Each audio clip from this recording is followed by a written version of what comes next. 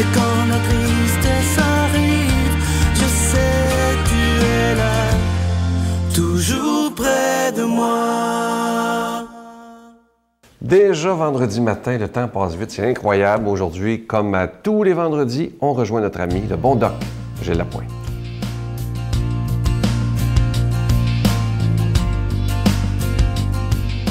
Bonjour tout le monde, j'espère que l'hiver n'est pas trop difficile pour vous. J'ai la revue de l'actualité entre les mains et le titre, ça date du mois de septembre, il y a quelques mois. Votre médecin vous rend-il malade? Dans les conférences, je montre toujours ça, OK? Et les gens disent « Ouais! » Un instant, je m'excuse là. On parle là-dedans, une grande enquête sur la surdose médicale, examen superflu, dépistage hasardeux, parfait, ça c'est bien correct. Mais votre médecin vous rend-il malade? Quand on regarde ça, mesdames, messieurs, tu dis, est-ce que c'est le médecin ou est-ce que c'est nous autres qui n'est pas capable de prendre nos responsabilités face à la santé? Gros point d'interrogation, hein? Vous vous souvenez à un moment donné, puis je le répète, parce que c'est important de le répéter, le docteur Georges Vaillant, dans son volume qui s'appelle « Aging Well », bien vieillir, sa conclusion surprenante nous révèle que nos choix personnels de style de vie, sédentarité, cigarette, inquiétude, mal se nourrir, jouent un rôle plus important que la génétique, que la richesse et tous les autres facteurs réunis pour déterminer à quel point les gens seront heureux plus tard dans la vie. L'argent fait le bonheur? Non. À un moment donné, quand on écoute un poste de radio et qu'on ne l'aime pas, une station, on change de lentille. Quand nos lunettes, nos verres, on ne voit plus rien, on change les verres. Alors, il faut changer de lentille, ça va de soi. Et regardez dans l'article, OK? Regardez bien dans l'article. Tout le monde connaît Martin Junot, ce cardiologue de l'Institut cardiologique de Montréal. Écoutez bien.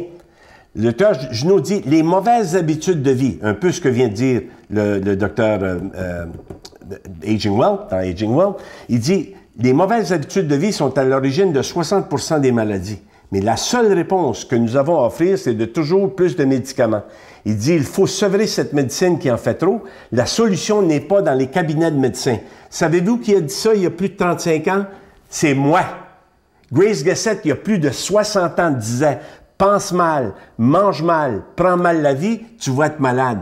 Quand je dis aux gens qu'on avait sorti notre CD, Hélène, on s'en souvient, tu es ton plus grand médecin, découvre le médecin. Est-ce que les choses changent? Après ça, on vient, est-ce que votre médecin vous rend malade? Alors, il faudrait peut-être se poser la question, est-ce que c'est le médecin qui rend malade ou c'est ma façon de faire et ma façon d'agir?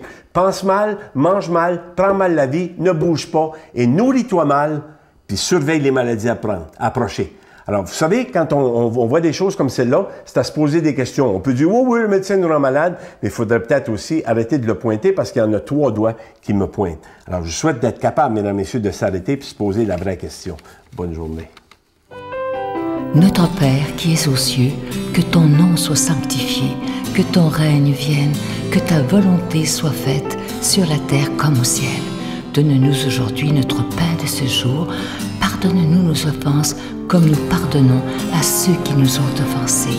Ne nous laisse pas entrer en tentation, mais délivre-nous du mal, car c'est à toi qu'appartient le règne, la puissance et la gloire, pour les siècles des siècles.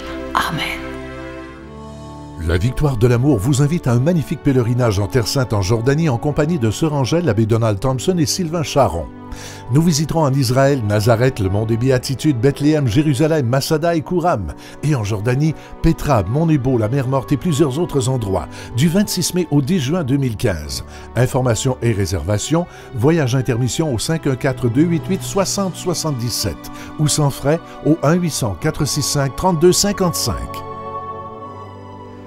Si vous êtes des habitués de la Victoire d'amour, vous vous souvenez, à chaque année, on prend ce risque énorme de ne pas donner de cadeau du mois pendant le temps du carême. Et on le fait encore cette année avec un acte de foi à la providence totale, espérant que vous serez quand même généreux, parce qu'il n'y aura pas de cadeau du mois. Et ce que je vous propose comme exercice, c'est de dire au Seigneur, moi j'ai le goût de te donner pendant cette période de carême, mais sans attendre rien en retour, parce que toi, tu nous as tout donné. Tu as donné ta vie pour chacun et chacune d'entre nous. Alors merci de tout cœur de votre grande générosité en cette période du carême 2015.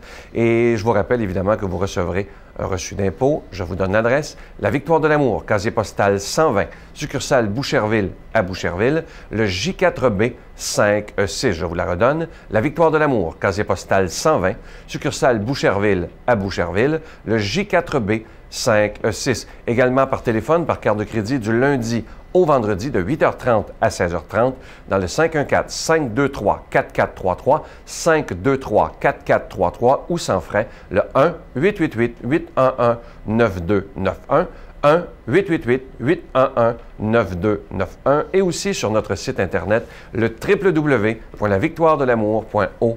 Alors, je vous rappelle, il n'y a pas de cadeau du mois. Le plus beau cadeau que la Victoire d'amour peut vous faire, c'est d'être en ondes 7 jours par semaine à la télévision, sur Internet, sur Facebook, sur YouTube, sur les tablettes, sur les téléphones.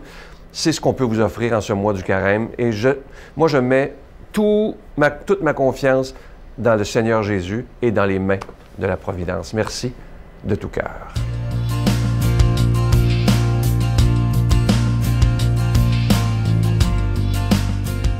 Mon Dieu, donnez-moi la sérénité d'accepter les choses que je ne peux changer, le courage de changer les choses que je peux et la sagesse d'en connaître la différence. Amen. Aujourd'hui, pour proclamer la parole de Dieu, on rejoint notre ami, quelqu'un qui est là depuis les presque tout débuts à la Victoire d'amour, l'abbé Daniel Gilbert.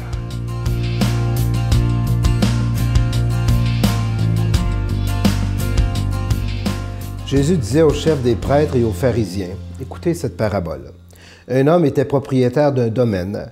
Il planta une vigne, l'entoura d'une clôture, il creusa un pressoir et y bâtit une tour de garde. Puis il la donna en fermage à des vignerons et partit en voyage. Quand arriva le moment de la vendange, il envoya ses serviteurs auprès des vignerons pour se faire remettre le produit de la vigne. Mais les vignerons se saisirent des serviteurs, frappèrent l'un, tuèrent l'autre et lapidèrent le troisième. De nouveau, le propriétaire envoya d'autres serviteurs plus nombreux que les premiers, mais ils furent traités de la même façon. Finalement, il leur envoya son fils en se disant « Ils respecteront mon fils. » Mais voyant le fils, les vignerons se dirent entre eux « Voici l'héritier, allons-y, tuons-le, nous aurons l'héritage. » Ils se saisirent de lui, le jetèrent hors de la vigne et le tuèrent. Eh bien, quand le maître de la vigne viendra, que fera-t-il à ces vignerons? On lui répond, c'est misérable. Il les fera périr misérablement.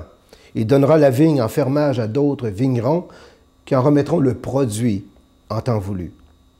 Jésus leur dit, n'avez-vous jamais lu dans les Écritures, la pierre qu'ont rejetée les bâtisseurs est devenue la pierre angulaire?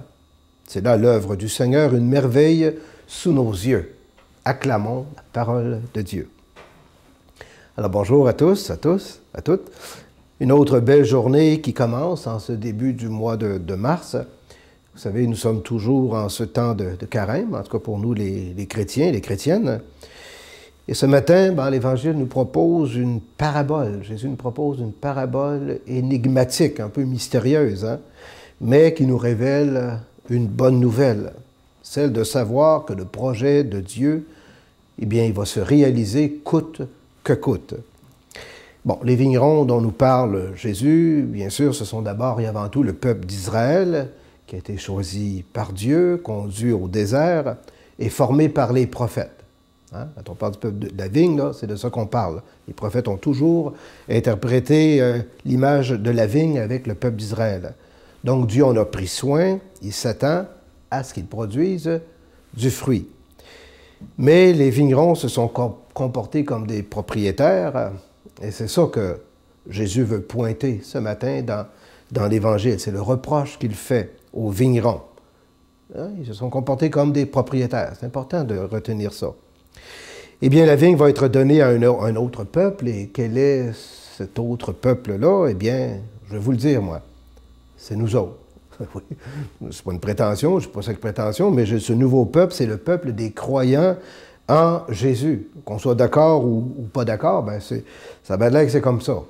Et j'ose l'affirmer parce que c'est la parole de Dieu ce matin qui nous le redit. Nous sommes ces nouveaux vignerons quand on met notre foi en Jésus et qu'on accepte le baptême en son nom.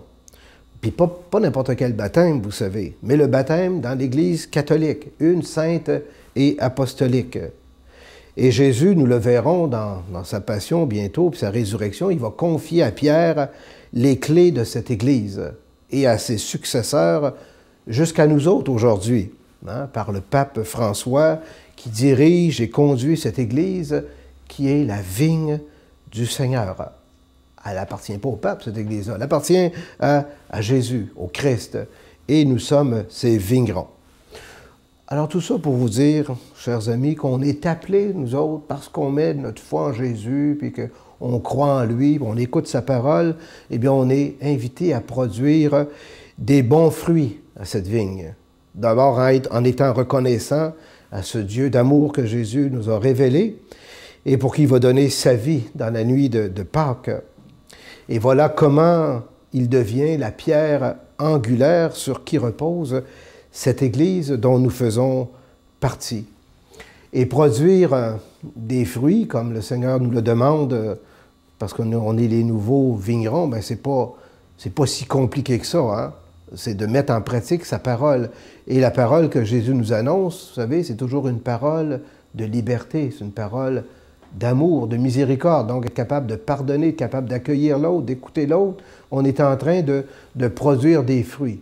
Bon, puis tant mieux si on peut s'impliquer dans toutes sortes de comités, toutes sortes d'organismes qui viennent en aide aux gens qui sont dans le besoin, mais aussi produire des fruits de foi, pas avoir peur de témoigner de notre foi. C'est ça que Jésus attend de nous autres, en étant comme ça les nouveaux vignerons. Alors je demande au Seigneur aujourd'hui de nous aider à non pas nous comporter comme des propriétaires en étant autosuffisants, en disant « j'ai pas besoin du Seigneur dans ma vie », mais de dire « oui Seigneur, je suis à ton service et c'est toi qui guides mes pas, puis c'est toi qui m'aides à produire des bons fruits dans ma vie de tous les jours ».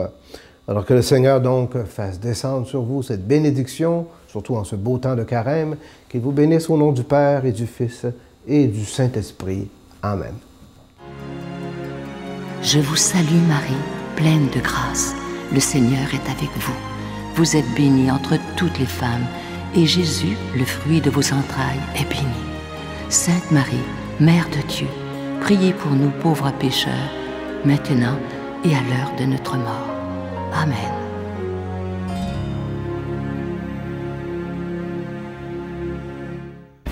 Venez célébrer avec nous le 20e anniversaire de la Victoire de l'amour en compagnie de Monseigneur Christian Lépine, archevêque de Montréal, l'abbé Robert Lemire, l'abbé Robert Jolicoeur, Dolly Dimitro, Jean-Marc Chaput, Sœur Angèle et Sylvain Charon.